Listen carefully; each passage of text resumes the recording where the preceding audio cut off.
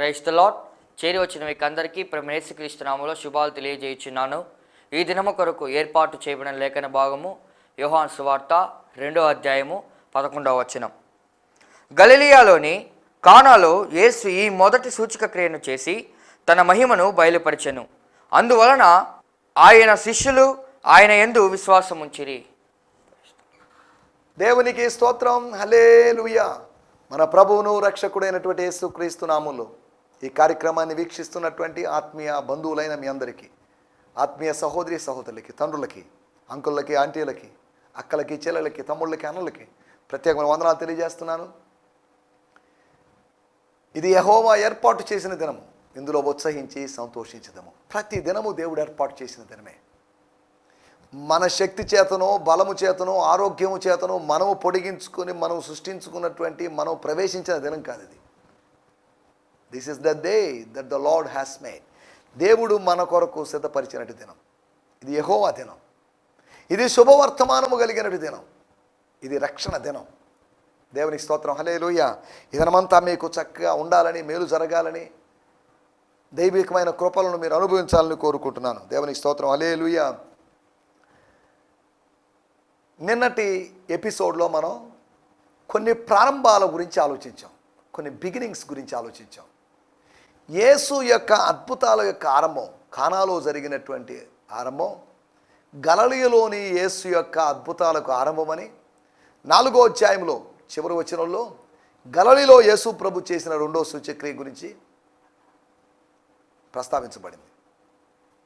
దైవ దర్శనాల యొక్క ఆరంభమని, దేవాలయ ప్రవేశం యొక్క ఆరంభమని, అంతేకాకుండా దేవాలయ ప్రక్షాళన యొక్క ఆరంభమని, దైవ కార్యాల యొక్క ఆరంభమని, అంతేకాకుండా దేవుని కుమారుని యొక్క హింసకు ఆరంభమని. దేవుని కుమారుడే హింసించబడితే దేవుని బిడ్డలు హింసించబడతారు. దేనికోసం, దేన్ని బట్టి, లేదా దేని నిమిత్తం అని ఆలోచిస్తే మత్తయి సువార్త 5వ అధ్యాయంలో రాయబడింది, నీతి నిమిత్తం హింసించబడువారు ధన్యులు. భౌతికమైన నీతి కాదు, ధర్మశాస్త్ర సంబంధమైన నీతి కాదు, ఆత్మ సంబంధమైన నీతిని బట్టి హింసించబడువారు, స్వర్గనీతిని బట్టి హింసించబడువారు. స్వనీతిని బట్టి కాదు, శాస్త్రాన్ని బట్టి కలిగిన నీతిని బట్టి కాదు, స్వర్గనీతిని బట్టి పడుతూ ఉన్నారు. దేవుని స్తోత్రం. హల్లెలూయా. ఈ సమయంలో మనం గత ఎపిసోడ్లో ఆలోచించిన మాటలు, ఈ 5 విషయాల గురించి, 5 ప్రారంభాల గురించి మనం మాట్లాడుకున్నాం. ప్రారంభం అంటే ప్రారంభం అప్పుడే ముగింపు జరగదు. ప్రారంభం తర్వాత, కొన్ని ఎపిసోడ్ల తర్వాత, కొన్ని అనుభవాల తర్వాత ఏదో ముగింపు జరిగే అవకాశం ఉంది.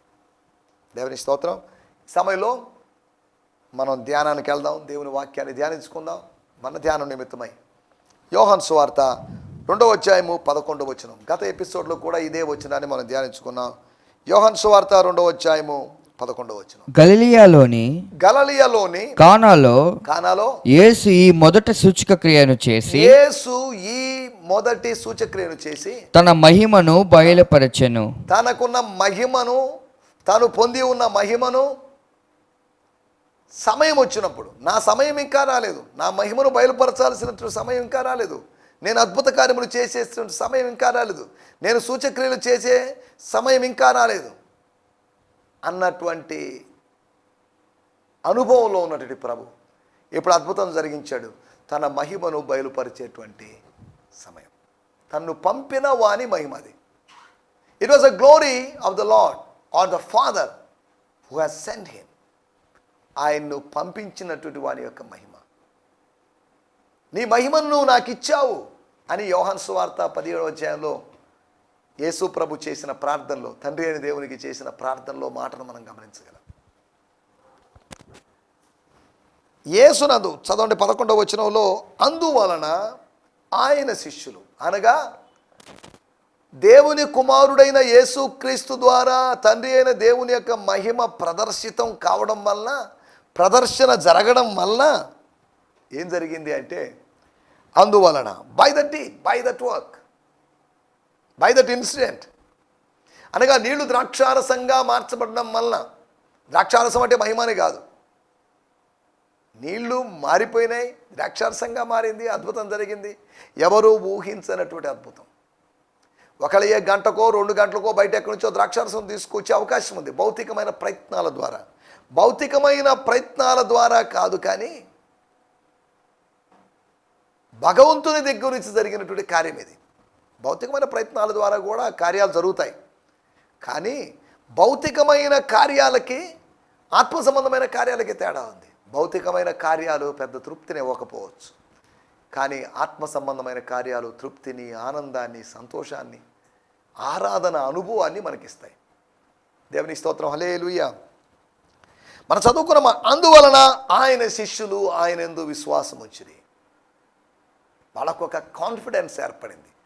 మా గురువు చిన్నోడు కాదు, మా బోధకుడు చిన్నవాడు కాదు, మమ్మల్ని పిలిచినవాడు ఆయన నమ్మదగినవాడు, మమ్మల్ని పిలిచినవాడు సామాన్యుడు కాదు, మమ్మల్ని పిలిచినవాడు శక్తిమంతుడు, మమ్మల్ని పిలిచినవాడు నీళ్లను ద్రాక్షారసంగా మార్చగలిగినవాడు, ఎవరూ చేయలేని పనిని చేయగలిగినవాడు. ఎవరూ చేయలేని పనిని ఆయన చేస్తే అటువంటి వ్యక్తి మనల్ని పిలిస్తే, ఎవరూ మార్చని విధంగా మమ్మల్ని మార్చడానికి ఆయన ఇక్కడికి తీసుకొచ్చాడు, మమ్మల్ని పిలిచాడని వాళ్ళు అర్థం చేసుకుంటారు. దేవుని స్తోత్రం, హల్లెలూయా.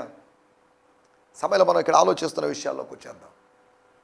యోహాను సువార్త 2వ అధ్యాయం. ఆయన శిష్యులు ఆయన యందు విశ్వాసం ఉంచారు.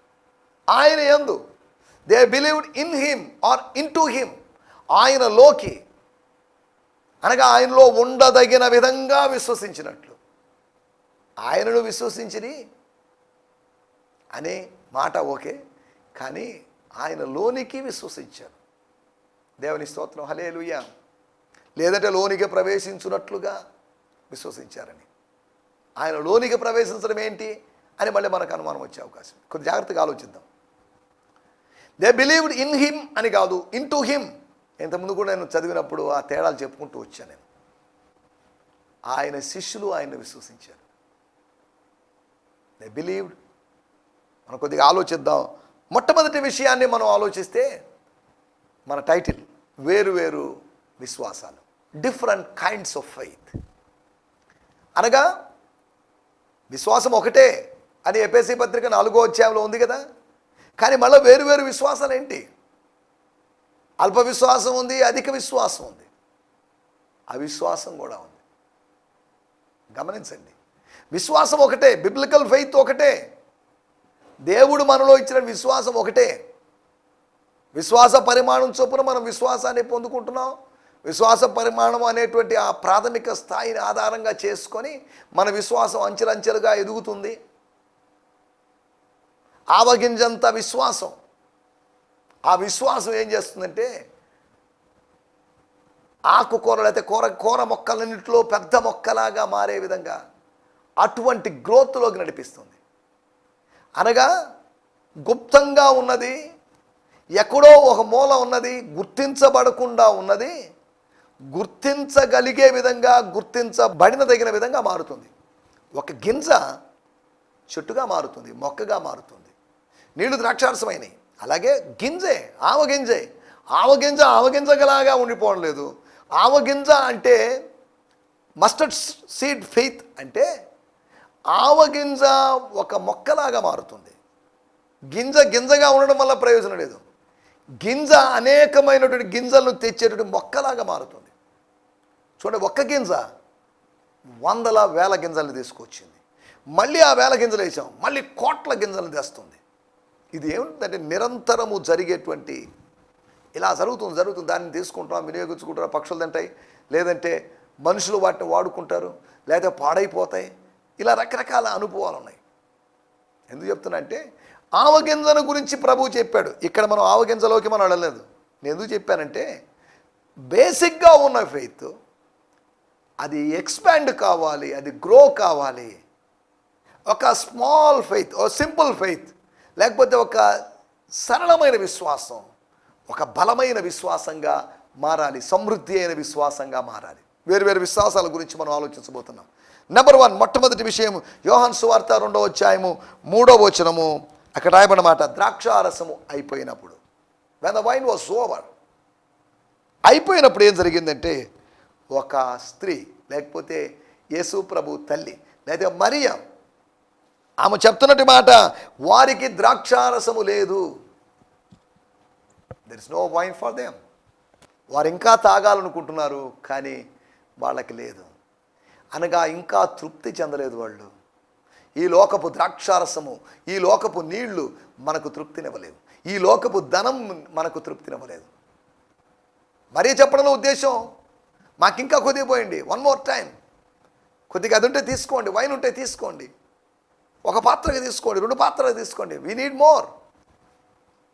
ఆకలి కొని దాహం కొని ఉండే ప్రజలు, కానీ ఆ విందులో వారి దాహాన్ని ఆకలిని తీర్చలేని పరిస్థితి. కారణం ఏంటి? అయిపోయింది, ద్రాక్షారసం అయిపోయింది.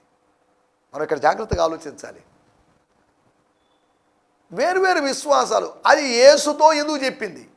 విందు ప్రధానితో చెప్పాలి, లేదా కుటుంబ సభ్యులతో చెప్పాలి. ఇవన్నీ చెప్పకుండా ఈమె యేసు ప్రభుతోనే చెప్పింది విషయం.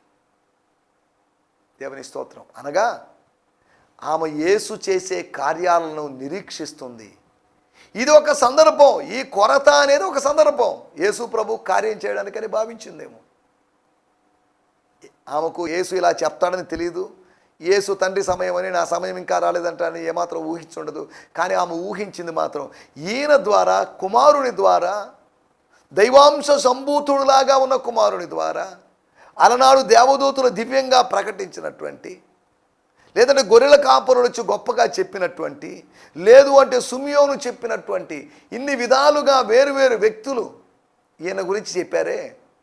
అలాగైతే ఈయన ఏదో కార్యం చేస్తాడు, యేసు కార్యం చేస్తాడు. నువ్వు సేవిస్తున్నట్టు దేవుడు కార్యం చేస్తాడు, నువ్వు ఆరాధిస్తున్న దేవుడు కార్యం చేస్తాడు, నువ్వు వెళ్ళి గ్రామాల్లో ప్రకటిస్తున్నట్టు ఈ దేవుడు కార్యం చేస్తాడు. దేవుని స్తోత్రం, హల్లెలూయా. ఒకటి, she believed in the works of Jesus Christ. యేసు ప్రభు యొక్క కార్యాలలో విశ్వసించినట్టు వ్యక్తిమ. దేవుడు మంచివాడండి, ఏం కార్యాలు చేస్తాడు ఏంటండి అన్న విధంగా కాదు, దేవుడు కార్యాలు చేస్తాడు. గిదియోనులాగా ఏమో మాట్లాడటం లేదు.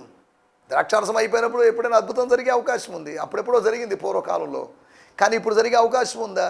ఎందుకు ఇలా అయిపోయింది అన్న విధంగా ఆలోచించలేదు. గిద్యోను కన్నా భిన్నంగా, అనగా గిద్యోను కన్నా ఏమో గొప్పదని కాదు నేను చెప్పడం, మాట్లాడకూడదు. ఎవరి గొప్పతనం వాళ్ళది. అందరికన్నా గొప్పవాడు దేవుడు. దేవుడిని మించిన గొప్పవాడు లేడు. దేవుని కుమారుని మించిన గొప్పవాడు. మనం దేవుని కుమారులమే. మనల్ని మించిన గొప్పవాడు మన దేవుని కుమారుడు అని ఎంచబడినటువంటి యేసు. సరే, దేవుని స్తోత్రం, హల్లెలూయా. మొట్టమొదటి విషయం మనం ఆలోచిస్తున్న విషయం, దేవుని కార్యాలను విశ్వసించినటువంటి మరియ, ద ఫెయిత్ ఆఫ్ మేరీ, మరియ యొక్క విశ్వాసం. మరియ యొక్క విశ్వాసం ఎలా వ్యక్తమైందంటే ఆమె అడిగిన మాట ద్వారా, ఆమె చెప్పిన మాట ద్వారా, ఆమె యేసు ప్రభువుకి ఇస్తున్నట్టు ఇన్వాల్వ్మెంట్ ద్వారా, యేసు ప్రభువుకు కల్పిస్తున్న జోక్యం ద్వారా యేసు యొక్క కార్యాల్లో ఆమె విశ్వసించిందని మనం చెప్పచ్చు. యేసు చేసిన కార్యాలను కాదు, చేయబోయే కార్యాలను. సాధారణంగా దేవుడు చేసిన కార్యాలు నమ్ముతాం. దేవుడు గొప్ప కార్యం చేశాడండి, తలనొప్పి తగ్గించాడండి, పలాని సమస్య తీసివేసాడండి అని నమ్ముతాం. చేయబోయే కార్యాలు, చేసిన కార్యాలను చూస్తూ ఉన్నప్పుడు, ధ్యానిస్తున్నప్పుడు చేయబోయే కార్యాల మీద నీకు నిరీక్షణ కలుగుతుంది. ఆయన చేశాడు, చేస్తాడు, ఆయన చేస్తూ ఉన్నాడు. దేవుని స్తోత్రం, హల్లెలూయా. ఒకటి, మొట్టమొదటి విషయం, యేసు యొక్క కార్యాలను విశ్వసించింది. అప్పటికి ఏం కార్యాలు జరిగాయి? ఏమి జరిగిండో పోవచ్చు, కానీ ఆయన ప్రవర్తన, ఆయన జీవన విధానం ఇవన్నీ గమనించినప్పుడు, ఆయన గురించి, ఆయన కార్యాలు చేయాలి అనేటువంటి ప్రవచనాలు నెరవేరవలసి ఉన్నది కనుక స్తోత్రం, ఆమె విశ్వసించింది. నువ్వు కూడా దైవ కార్యాలందు విశ్వాసం ఉంచుతున్నావా? మనుష్య కార్యాలయందే మనకు విశ్వాసం ఉంటుంది, దైవ కార్యాలయందు మనకు విశ్వాసం లేకపోవడం విచారకరమైన విషయం. దేవుడు ఏదైనా చేయగలడు, ఆయనకు అసాధ్యమైన కార్యం లేదు. సైన్స్ మీద ఆధారపడి సైన్స్ చదువుకున్న మనకు దేవుని కార్యాల మీద ఏం చేస్తాడులేండి. సైన్స్ మీద ఆధారపడుతున్న వాళ్ళు, బైబిల్లో ప్రస్తావించబడినటువంటి ఆ సూపర్ న్యాచురల్ పవర్స్ని నమ్మనటువంటి వారు, వాటి మీద నమ్మకం అంతగా సరిగా లేనివారు, మొదటి శతాబ్దంలోనే అవి అయిపోయినాయండి, అద్భుతాలు అయిపోయినాయి అని చెప్తున్నారు. మొదటి శతాబ్దంలోనే ఆగిపోయిందంటే ఈ 20 శతాబ్దాలు ఎలాగా పరిచర్య ముందుకు సాగింది? 20 సంవత్సరాలు సంఘాలు ఎందుకు అభివృద్ధి చెందాయి? క్రైస్తవత్వం విస్తరించడానికి కారణం ఏంటి? దేవుడు కార్యాలు చేస్తున్నాడు కనుక.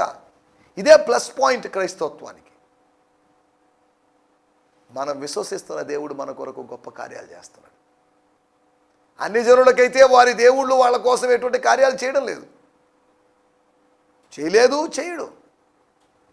ఒకవేళ అలా చేయగలిగే పని అయితే వాళ్ళ విశ్వాసం వారి మీద ఉండేది, కానీ వారి విశ్వాసం యేసు మీదకి మల్లుకునేది కాదు.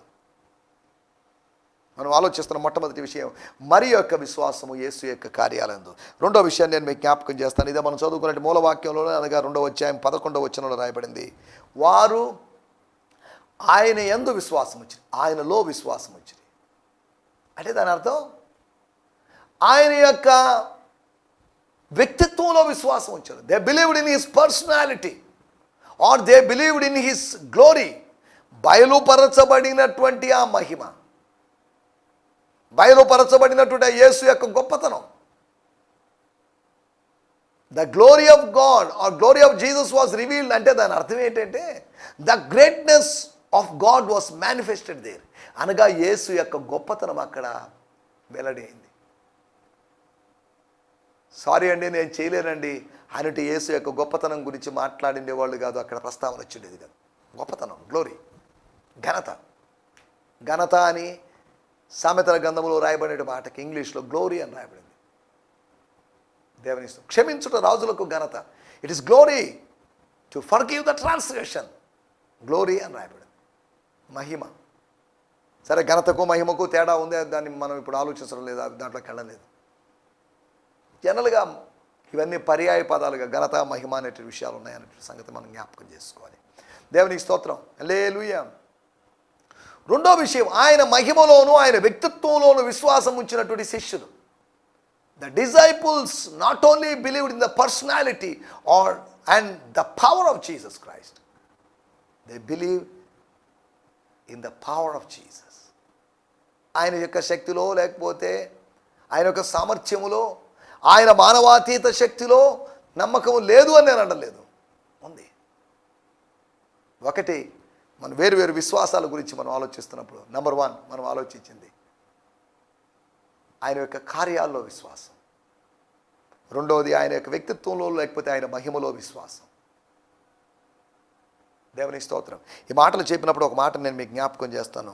అపోస్తలుడైన పౌలు కొరింథీ సంఘానికి రాసినటువంటి మాట, 1 కొరింథీయులకు రాసిన పత్రిక 2వ అధ్యాయము 4-5 వచనాల్లో కొరింథీయుల యొక్క విశ్వాసము ఎలా ఉండాలి, ఎలా ఉంది, ఎలా ఉండకూడదు అనే విషయాలు చెప్పడానికి మనం ఈ మాటలు చదువుకుందాం. 2వ అధ్యాయం 4-5 వచనాలు. మీరు బలహీనతతోనూ భయముతోనూ ఎంతో వణుకుతోనూ మీ యొద్ద నుంటివి.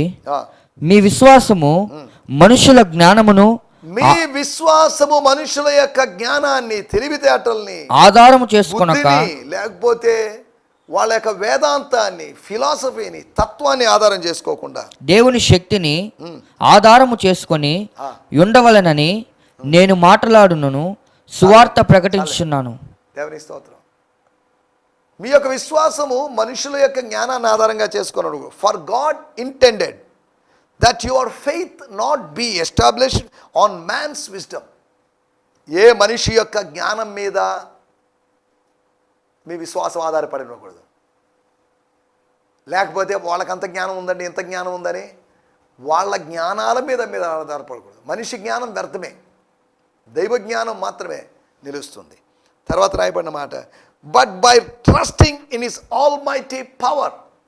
పవర్ అని కూడా కాదు, in his all mighty power అనగా ఆయన యొక్క సర్వశక్తిత్వం.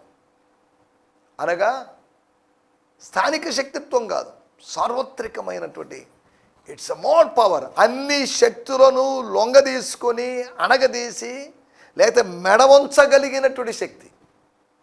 దేవుని స్తోత్రం, హల్లెలూయా. మనం ఆలోచిస్తున్న మాట, ఒకటి ఆయన యొక్క కార్యాల్లో మరియ విశ్వసించింది. రెండోది ఆయన శిష్యులు ఆయన యొక్క వ్యక్తిత్వంలోనూ ఆయన యొక్క మహిమలోనూ విశ్వసించారు. మూడో విషయము, మనం ఆలోచిస్తున్న విషయాల్లోకి వచ్చేద్దాం.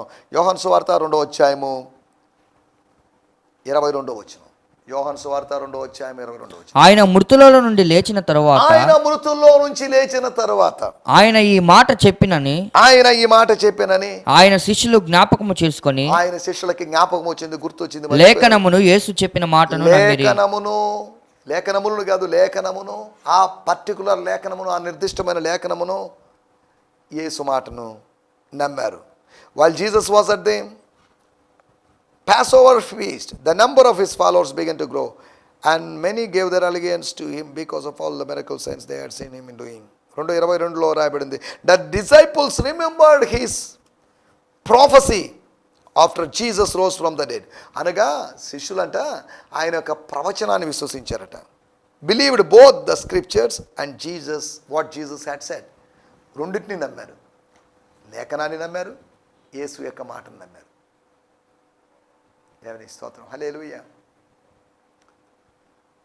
మూడో మాట, they believed his words, his ప్రొఫెసీ. ఆయన మాటను విశ్వసించారు. ఆయన మాటలో నీకు విశ్వాసం ఉందా? మాట మాత్రం సెలవిమ్ము, నీ దాసుడు బాగుపడతాడు, నా దాసుడు బాగుపడతాడని ఒక వ్యక్తి అన్నాడే. You just send a word, you just utter a word. ఒక్క మాట చెప్పయ్యా. ఎందుకంటే దేవుని వాక్యంలో రాయబడిన 107వ కీర్తన 20వ వచనంలో, ఆయన తన వాక్కును పంపి వారిని బాగు చేశారు. ఇశ్రాయేలుని, దేవుని ప్రజల్ని ఇప్పటికి కూడా ఆయన తన వాక్కును పంపి, తన దాసుల ద్వారా వచ్చేటువంటి వాక్యాన్ని పంపి, టీవీ కార్యక్రమాల ద్వారా వచ్చే వాక్యాన్ని పంపి మానసిక, శారీరక, ఆత్మీయ స్వస్థతలు అనుగ్రహిస్తాడు. వారిని బాగు చేస్తాడు. బాగు చేయడం అంటే స్వస్థత, హీలింగ్. మానసిక, శారీరక స్వస్థత, ఆత్మీయ స్వస్థత. దేవుని స్తోత్రం, హల్లెలూయా. మనం ఆలోచిస్తున్నట్టు మూడో మాట, ఆయన మాటను వాళ్ళు విశ్వసించారు. నాలుగో మాట చెప్పి ముగించేస్తాను. యోహాను సువార్త 2వ అధ్యాయము 23వ వచనం. ఆయన పాస్కా సమయమున, ఆయన పస్కా అనేటువంటి పండుగ సమయంలో యెరూషలేములో ఉండగా ఆ పండుగలో అనేకులు ఆయన చేసిన సూచక క్రియలను చూచి ఆయన నామమందు విశ్వాసం ఉంచిరి. ఆయన నామమందు విశ్వాసం ఉంచిరి. They believe in his name or into his name. చూడండి, ఒకటి ఆయన కార్యాల్లో విశ్వసించింది మరియా, ఆయన శిష్యులు. రెండవదిగా ఆయన యొక్క వ్యక్తిత్వాన్ని, ఆయన మహిమను విశ్వసించారు. మూడవదిగా ఆయన మాటను విశ్వసించిన శిష్యులు.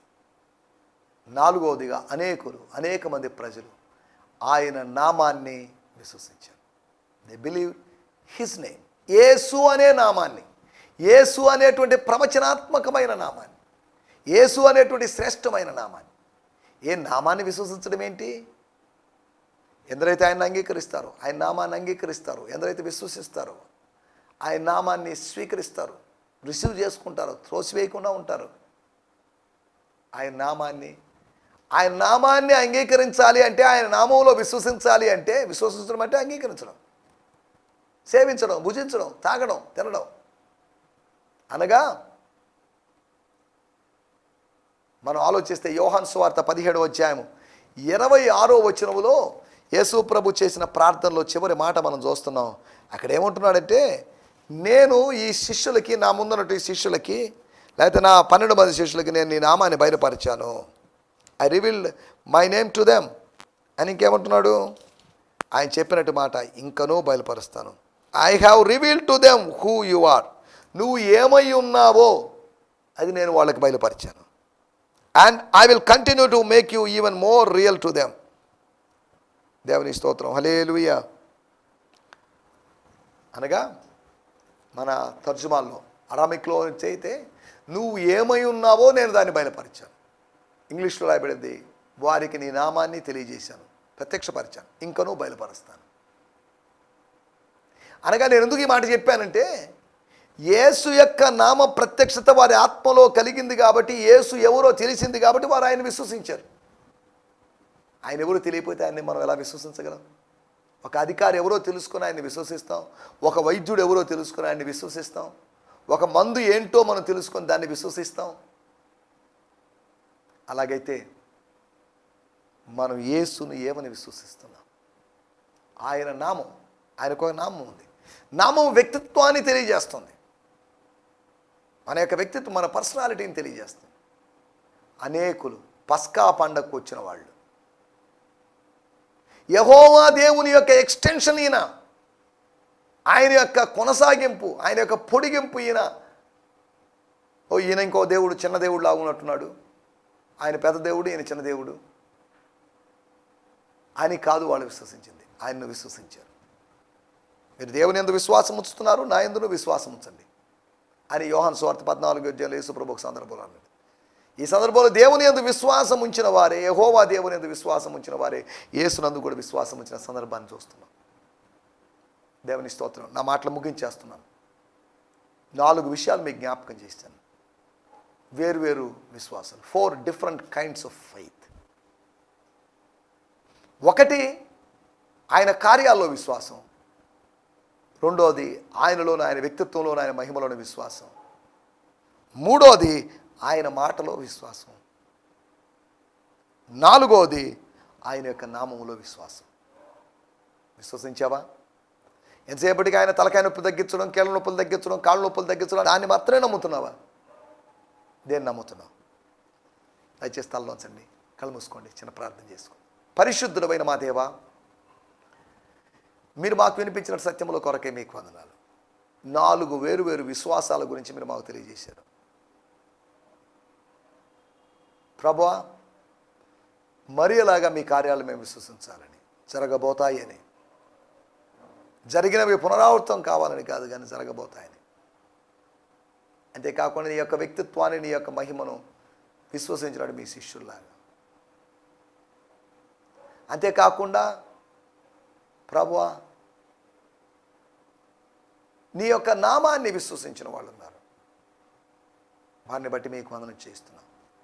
నీ మాటను విశ్వసించిన శిష్యులు ఉన్నారు ప్రభువా. ఇలాగా నీ మహిమను, నీ వ్యక్తిత్వాన్ని, నీ నామాన్ని, నీ యొక్క కార్యాలని మేము విశ్వసించి ముందుకు సాగుతూ సాయం చేయమని, విశ్వాసంలో వెనకంజ వేయకుండా ముందుకు సాగుతూ సాయం చేయమని యేసు క్రీస్తు నామములోనే ప్రార్థించగలుగుతున్నాం పరమ తండ్రి. ఆమేన్, ఆమేన్, ఆమేన్. దేవుని స్తోత్రం. మీ అందరికీ వందనాలు. హల్లెలూయా. ఈ సందేశము మీకు ఆశీర్వాదకరంగా ఉందని నమ్ముచున్నాము. ప్రార్థనా అవసరతల కొరకు మమ్మల్ని సంప్రదించవలసిన మా చిరునామా గిద్యోన్ మిషన్ చర్చ్, 6వ వీధి, శాంతినగర్, నెల్లూరు 4, ఆంధ్రప్రదేశ్. పిన్ 524004. మా ఫోన్ నంబర్లు 7036443613 మరి ఒక నంబర్ 9392293010. మా ఈమెయిల్ ఐడి gfihmi2015@gmail.com. దేవుడు మిమ్మును ఆశీర్వదించునుగాక. ఆమేన్.